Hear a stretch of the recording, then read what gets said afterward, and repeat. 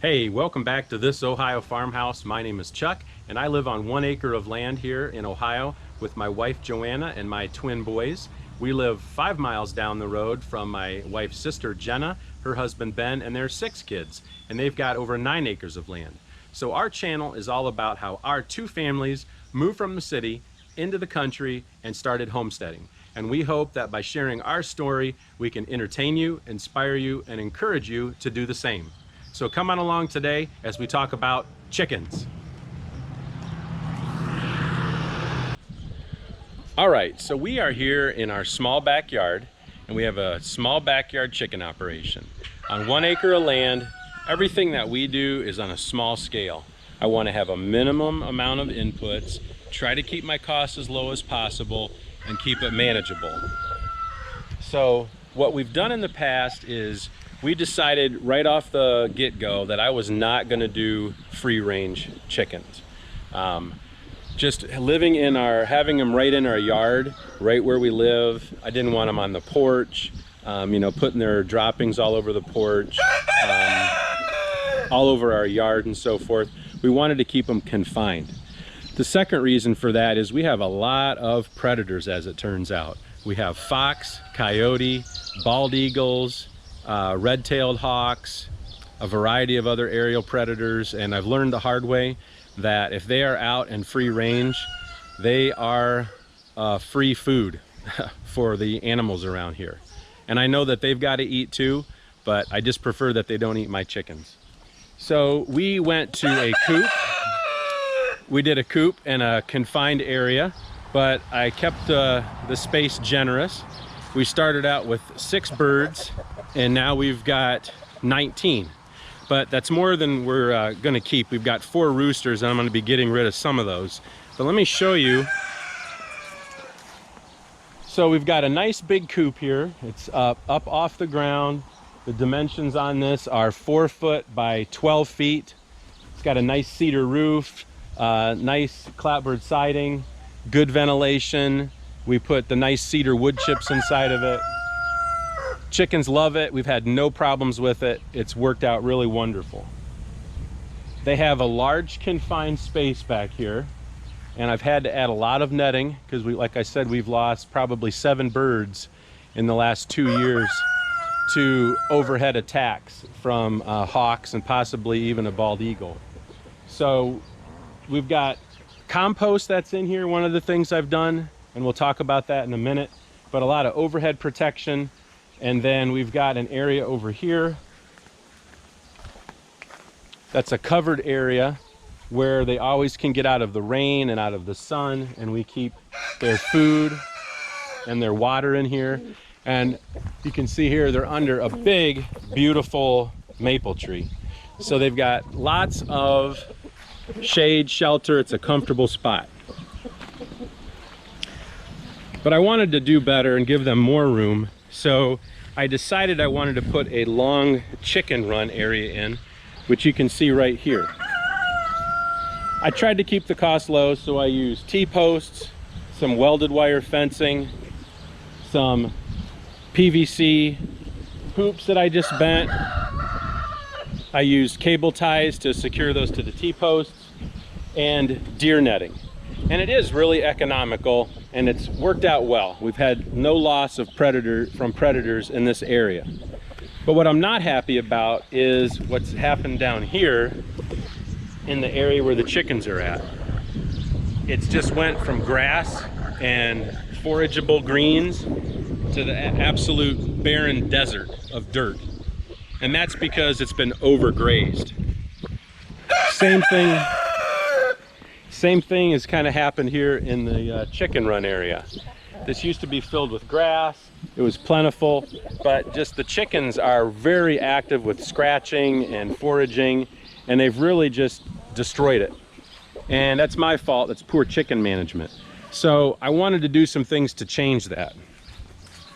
So I wanted to give them a larger area for a chicken run, and so this is the other side of the yard, the back side that faces north, and I wanted to do a long run also along this fence.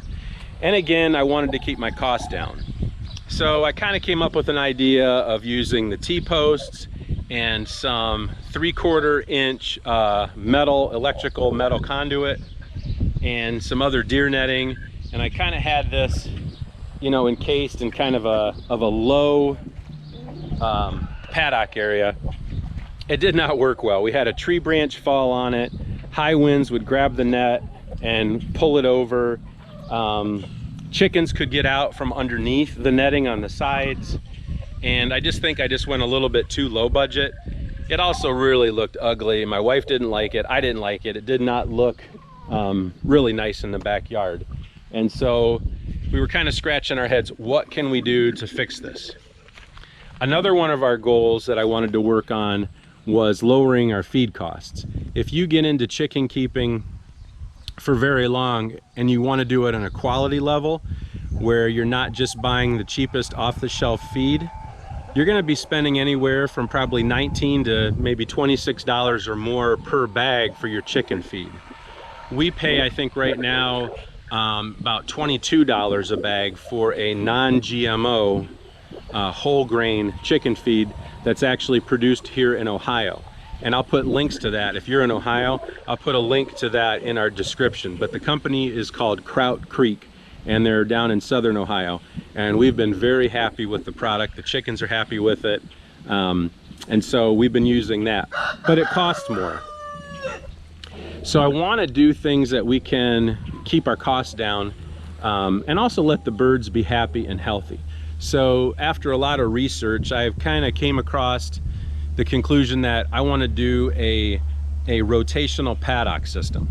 So basically this area behind me here, my original idea was good, but I'm going to figure out, and I have figured out, a different way I want to manage this run, a different way that I want to maintain and manage the main area right outside of the coop, and then also what I want to do for this area here, the existing run.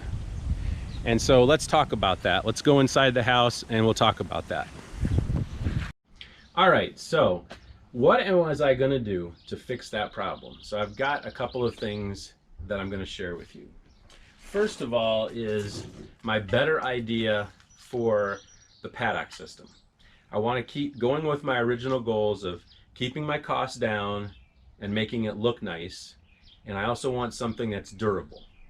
So while my one that's out there now did keep the cost low, it did not look nice. It does not look nice. And it's really not that durable. I've had a lot of repair work and things on it when there's high winds and so forth. So after doing a lot of research online, and I actually came across this idea when I was looking at some gardening ideas to extend our season, is hoop tunnels. If you are familiar with low tunnels, caterpillar tunnels, they are season extenders where they take either PVC or electrical metal conduit and you bend that, and then you can put materials over top of it.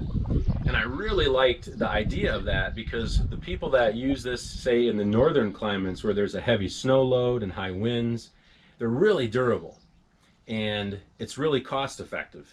You can get 10-foot sections of the metal conduit, you know, for well, now it's a little bit different because prices are so high with COVID and so forth, but you can get a rod of that, you know, a section, a 10-foot section for probably, I don't know, maybe $3-ish.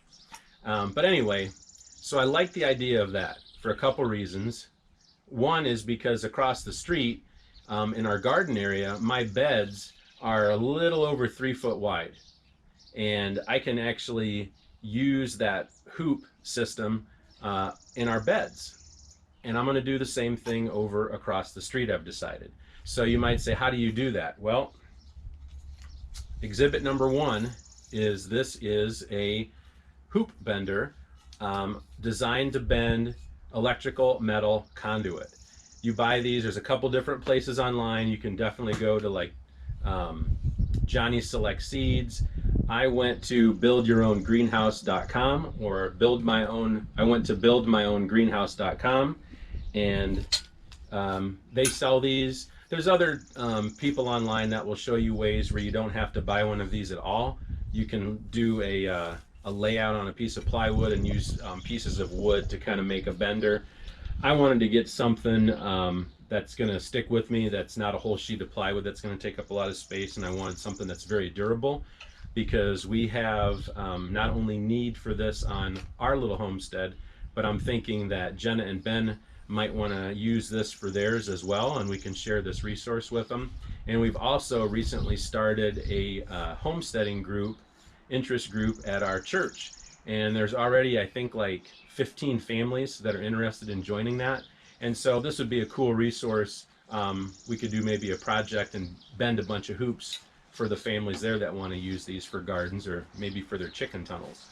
So the basic idea is you bolt this down, you kind of measure out 16 inches off one end, you bend the conduit, you flip it around 16 inches off the end, bend it again, and what you end up with is a hoop that is 4 foot wide, and I think it's like 3 foot tall. And so I'm like, that is probably the perfect dimension for 2 or 3 chickens to comfortably pass each other. 4 foot wide grazing area. It's not excessively high. And we'll put some pictures up here that you can see over my shoulder of some people who've done this online successfully. And I think it looks really good. The costs are low because you don't have a lot of materials. You do away with the T-posts. You have a lot less netting because the height is lower. You don't have to worry about winds ripping through things. And so what I'm going to be doing is I'm going to take the conduit that was from my other paddock system. I've got a dozen rods of that, a dozen sticks of that. I'm going to reuse that, and I'll have to buy some more, of course. But I'm going to take and run my chicken run, these chicken tunnels, I think almost all the way down both sections of my fence, on the north side and on the west side. So they're going to have a really nice, much larger area to forage in. I'm also going to make these areas, or these sections of this tunnel, portable, so that when I want to go in and do some maintenance work, I can actually pick that section of the tunnel up and move it. I'm going to do that by attaching another section of conduit across the top of the hoops where they're at, and you just take self-tapping sheet metal screws, and I'll attach that right along the top ridge where these are at. But I'll make them in maybe sections that are like 6 or 8 foot long, so they're manageable. You might say, why do you want those movable, right? Well, I'm going to tell you why. That's exhibit number 2. And this is the other part of my system. So this is my Pasture Seed. This is specifically designed for poultry in this part of the United States. Okay, it's like a Midwest blend. It's the company I got this from is called Nature's Seed, and what I really liked about them is they specialize just in seed blends for pasture, and they have a ton of blends that are very specialized. It's all research based. They have a lot of documentation on their website, and we'll put a link to that as well in our description. It's not an affiliate link for this item or this item. We're just sharing this as a resource with you. It's not a review because I don't know how they're going to work out yet, but we'll share that with you in upcoming videos. And so this is a pretty big bag. I think this is a 5-pound bag, and this will do I think this will do like over 5,000 square feet. And so what's cool about this is that the blend that they've developed for poultry needs to be, it's lower growing. Doesn't make any sense to have something that's way above the chicken's head.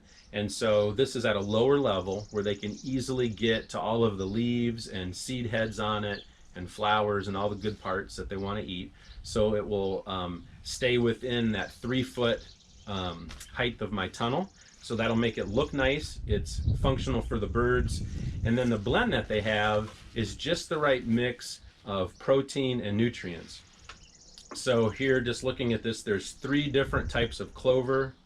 There is alfalfa, there are peas, and flax seed in here, all in a proprietary blend. And so I've got such a big bag because my idea is I'm really gonna seed it thick, and then I want to be able to go back and have enough to keep it overseeded and reseeded. So that's where the paddock system comes in. So and I'll have to share this with you because I don't have the exact details of how this is going to work in a real world setting. We'll have to figure this out. But the basic idea is I'll have the birds, say, go down the west side of the tunnel, and they can forage and eat in there for, like, you know, maybe every day I'll put them out there for, like, I don't know, maybe say 2 days. And then I will keep them in the main large area right around the chicken coop for 2 days, and I'll block off both tunnels. And then maybe after 2 days they would go to the north paddock system, stay in there for 2 days, and then we'll rotate them back around. So basically on the 2 legs of my paddocks, there will be like 4 days of rest in between foraging pressure from the chickens to give it 4 days to recover. So I can go back in and make sure it's watered. If I need to put more seed down, I can close the doors off and let it regenerate.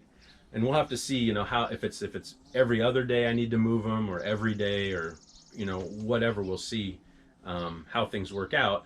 But the idea is that all of these perennial plants that are in here will continue to be a healthy foraging pasture for the chickens, not only to eat the leaves and the greens for their diet, but also for all of the bugs and little critters that's going to attract, that they can peck at and nip at and get protein and nutrients that way. So I think that combining the tunnel paddock system with a specific foraging blend is going to be just what the doctor ordered. So in the next video, I'm going to show you how I use this bender for the tunnels and to make the hoops. We're going to disassemble what I have out there. We're going to put all new tunnels in, and even though it's late in the season, it's like the first week of June, and I'm really behind. And even according to these instructions, this is not the ideal time to plant this. I'm going to try it anyway. I've got such a big bag of seed, and that area is fairly shaded back there, and I can manage it very well. I'm going to go ahead and try to get that pasture planted and see how that can come up, and we're going to share that with you in upcoming videos. The other thing I wanted to mention that I alluded to before in the last section is in the area right around our chicken coop. There is a small area in there now where we have learned from other folks online on their channels that you put compost in there and let the chickens scratch through that, not only get food scraps out of it, but all the little bugs that attracts, the earthworms, the night crawlers, the ants, the beetles. They eat all that. And then they scratch through it as well and break that compost down, and then their droppings go in there. Wanted to cut away for a second to come across the street and show you the little compost area that we have. And so our property is kind of divided. We have a ½ acre over here on this side of the street, and then a ½ acre over here. And so we keep our house, our wood pile, and the chickens on that side, and on this side of the street is our small orchard of cherry, peach, apple trees, our garden, our shed, and we've got a large area for the kids to play or for us to expand into. But underneath this big evergreen tree here, I put our little compost area. And so I just did, again, the T-post. I did cedar picket fence slats and some bolts, and just made 3 sections, and haven't done a great job of managing it, but that's okay. That was part of the videos, that you don't have to stress about it. This is always working on its own. And I did layer it up. We do grass clippings and straw and everything that comes out of the chicken coop, all of the bedding with the manure, and we've done quite a bit of that. And it's in here, and it's kind of breaking down right now, and I move it from section to section. But I'm going to take this idea and I'm going to move the whole thing into the area right by the chicken coop. And then what I'm going to be doing back over here is, hopefully, God willing, getting into some honeybees and put a small apiary in. And that's part of the reason we've been doing a lot of these beautiful wildflower borders along our fence, is just to create a good habitat for pollinators to come in, and also for nectar for our bees. And so I want to free up this corner back here because that's where I anticipate putting our beekeeping area. Okay, well, thank you again for watching this episode of This Ohio Farmhouse. In the next couple of videos, I'll be showing you again how this idea works out, how it plays out, and hopefully again, just to inspire you, to give you some new ideas for your backyard chickens, for better ways to have more eggs and healthier chickens. If you have any ideas, which I'm sure that you do if you're watching this, please give it some comments. Talk about maybe what you do for your chicken area, if you've ever tried or thought about chicken tunnels, forage blends, and all of those interesting things. So thank you so much for watching, and we will see you next time on This Ohio Farmhouse.